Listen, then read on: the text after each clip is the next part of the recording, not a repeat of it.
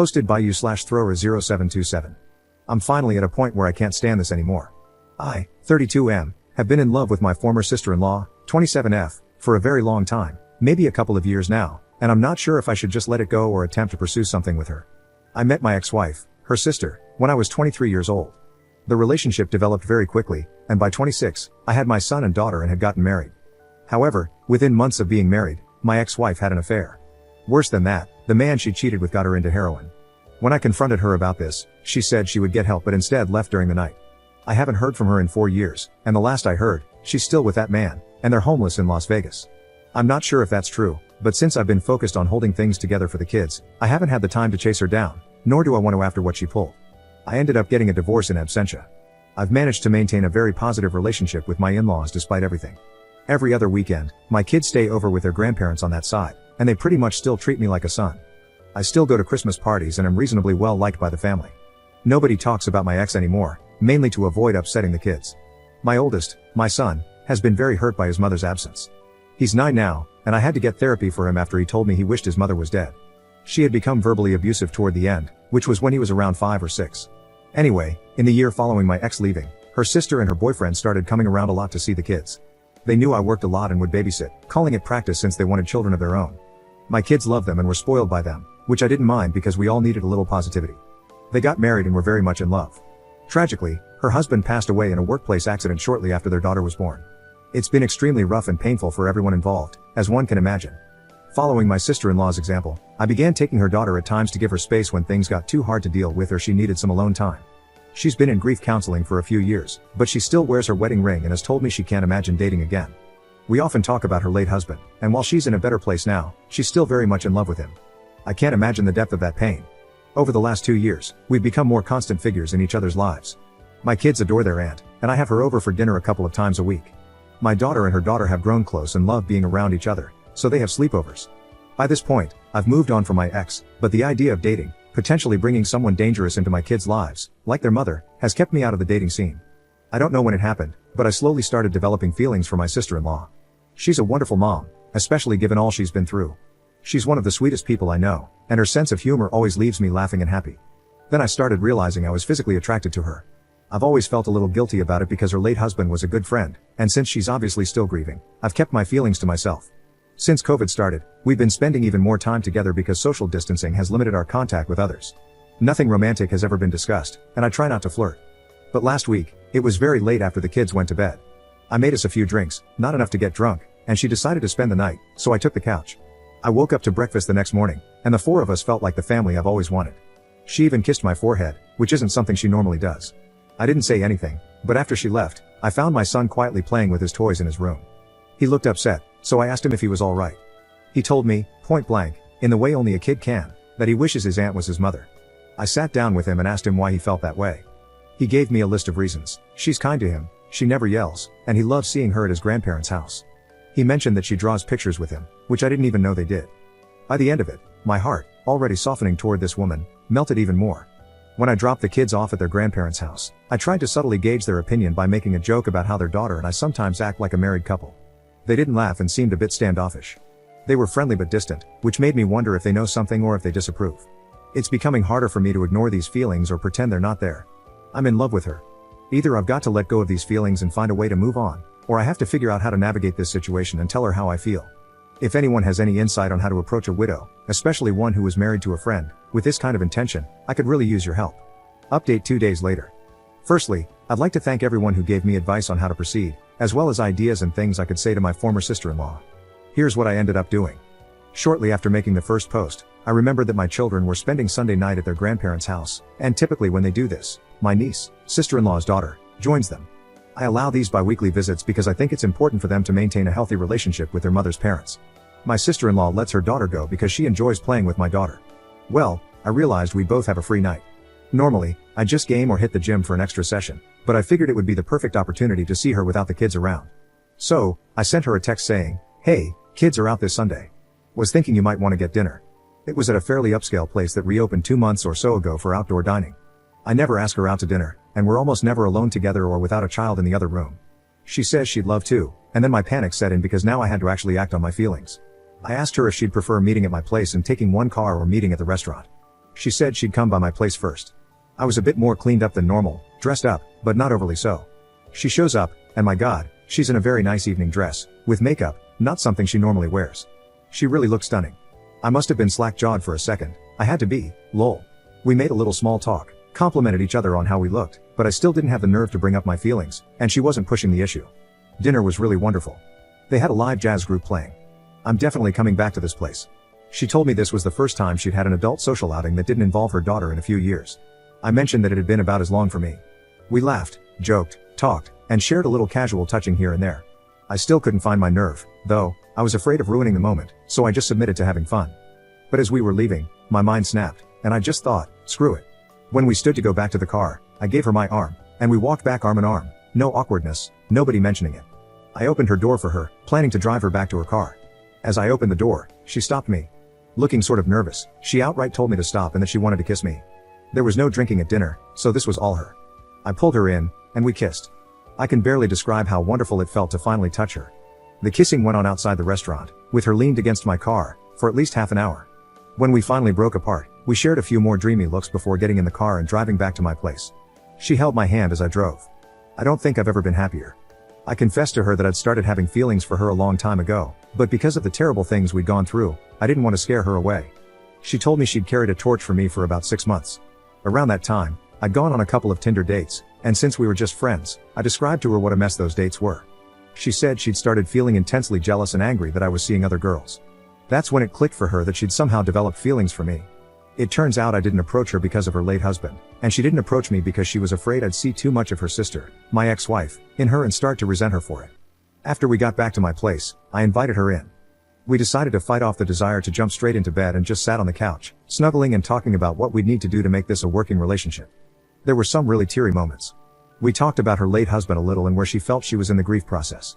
I told her I didn't want to rush her and that I'd wait as long as she needed me to. She said she felt like she was in a place where she could love again and that she was long past feeling guilty for having feelings for me, which was something she had struggled with.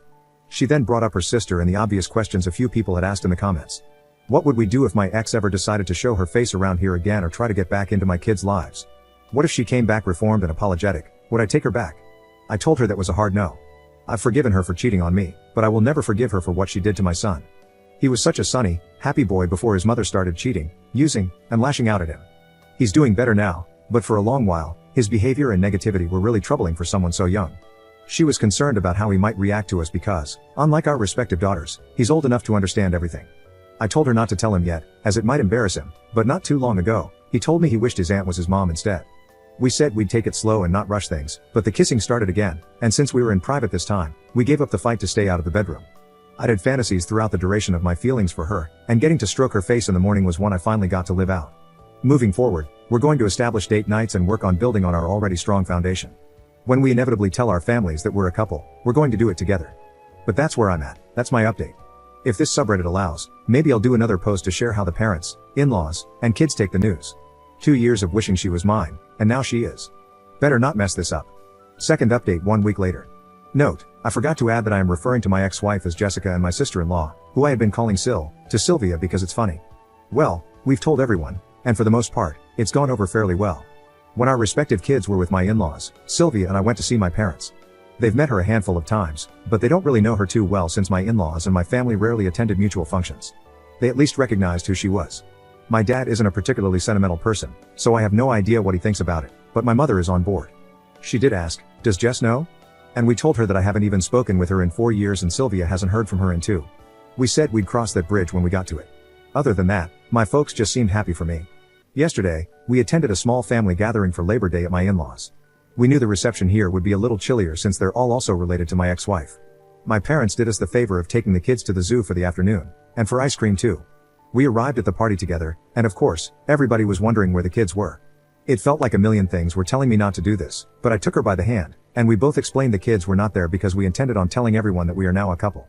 This wasn't a huge crowd, maybe 8 people, but it really felt like I announced it to a stadium. I don't know how we expected it to go, but several of her aunts were very pleased with this. We got some hugs. At first, nobody even mentioned my ex-wife. They were just happy because they had all settled on Sylvia just never dating again. It was only my mother-in-law who caused any issues. She told the party that she knew we were an item because I was always giving Sylvia puppy dog eyes and that Sylvia talked about me nonstop. She asked how long we had been dating in secret, and I told her only a week. She scoffed and told me that she didn't think starting a relationship off by lying was a smart move. She then accused, albeit jokingly to the guests, that Sylvia and I had vanished at a pool party in June to smooch. Her mother and father asked to talk with us after the party and asked us just how serious things were, and like my parents, whether my ex-wife knew or not. When I said no and that her opinion shouldn't matter given she abandoned her family 4 years ago, they said they would be more comfortable with everything if I told Jessica that I am now dating her sister. They are both intensely afraid that my ex will return sober and renewed, make an attempt to make amends, discover that I am now in love with her younger sister, and relapse.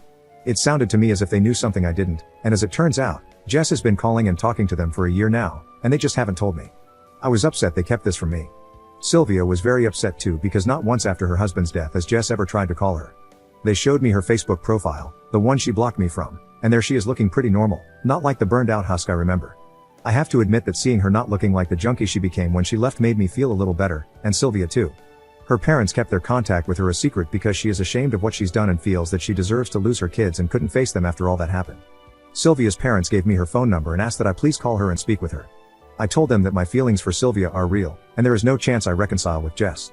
My father-in-law seemed to nod in approval, but my mother-in-law honestly looked like she was hoping we'd fix things.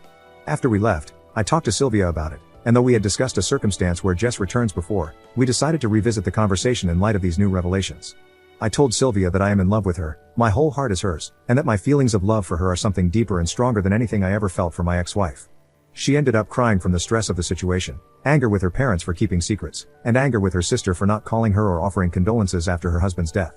She then admitted that she is afraid I might leave her if her sister returns, and I assured her this would never happen. It took some long hugs and a lot of kisses to smooth over the situation, but by the time we went to pick up the kids, we were holding hands again and feeling more connected than ever. She's been spending the night at my place pretty frequently since we've been together. So the kids don't see anything. I've been setting my alarm for 5 a.m., getting up, and moving to the couch. Well, the morning after, we decided to tell the little ones what is going on. Our daughters seemed very happy, but they are too young to really grasp what's actually taking place. All they know is they can play together more.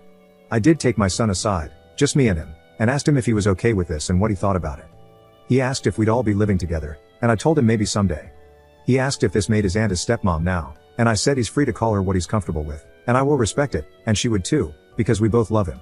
He then asked me a lot of questions about his own mother, things he had never asked me before, and I answered pretty much everything he wanted to know. I toned some of my answers down a bit.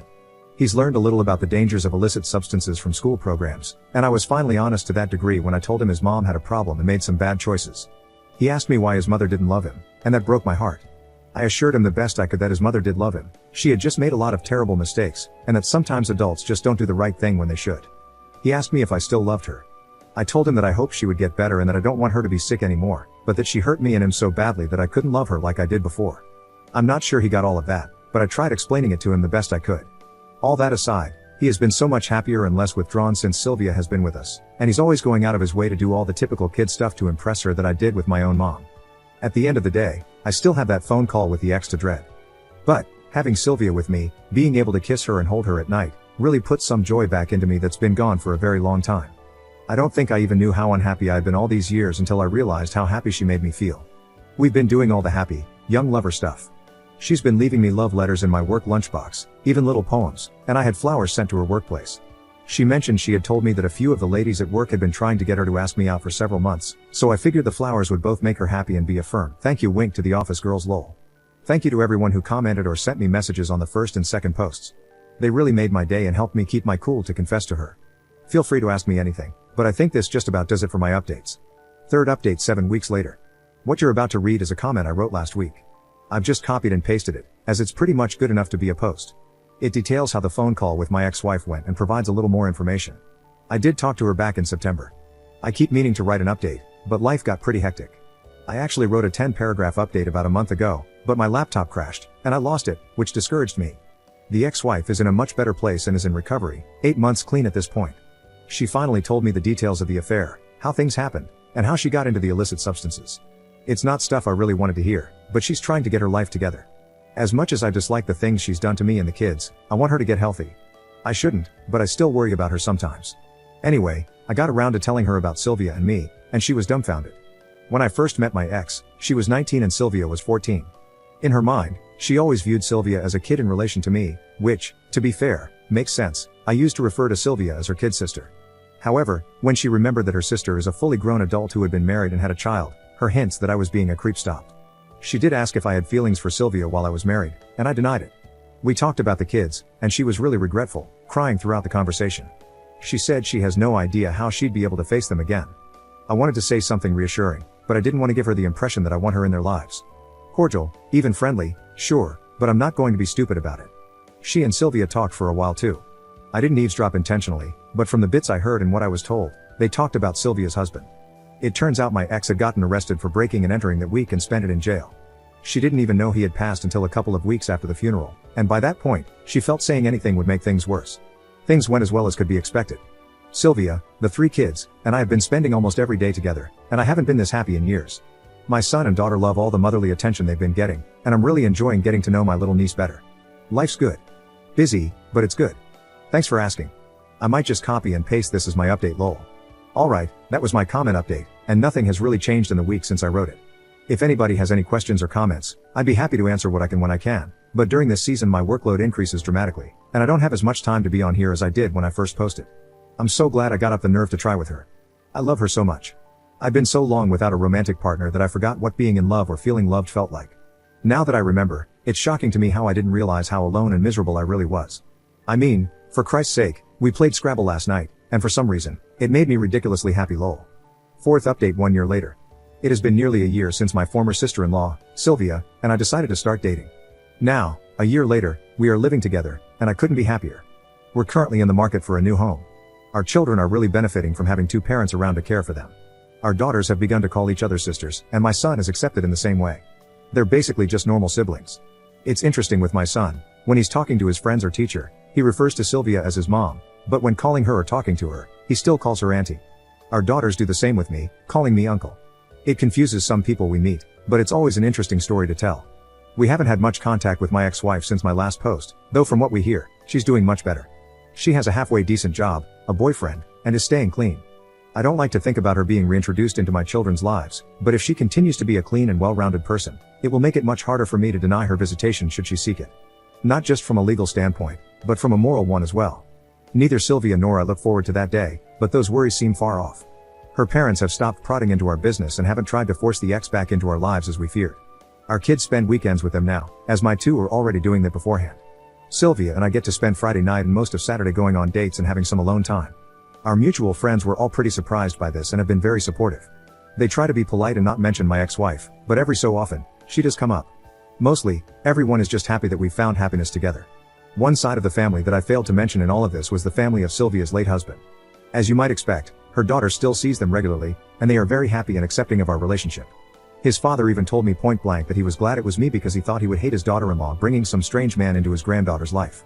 We haven't had many gatherings, of course, because of COVID, but the few get-togethers we've had have included them and will always include them. Speaking of her late husband, Sylvia and I have talked quite a bit about our feelings. She even had me come along to one of her therapy sessions because, despite everything going so well and the immense, wonderful love we have for each other, his memory and presence will always be a part of our lives. She decided on her own that, out of respect for me, she had to take her wedding band off, something that caused a lot of sadness, as you can imagine. I told her that she didn't need to do this, and if we were to get married, she's got 2 hands. After I said this, she began to wear it on a necklace instead. She now wears an engagement ring. I don't have a crazy story about how the engagement went down. I didn't spring it on her in some elaborate public spectacle, but there were tears, hugs, and kisses. If you have any questions, I'd be happy to answer them. Thank you all so much for the positive words of encouragement.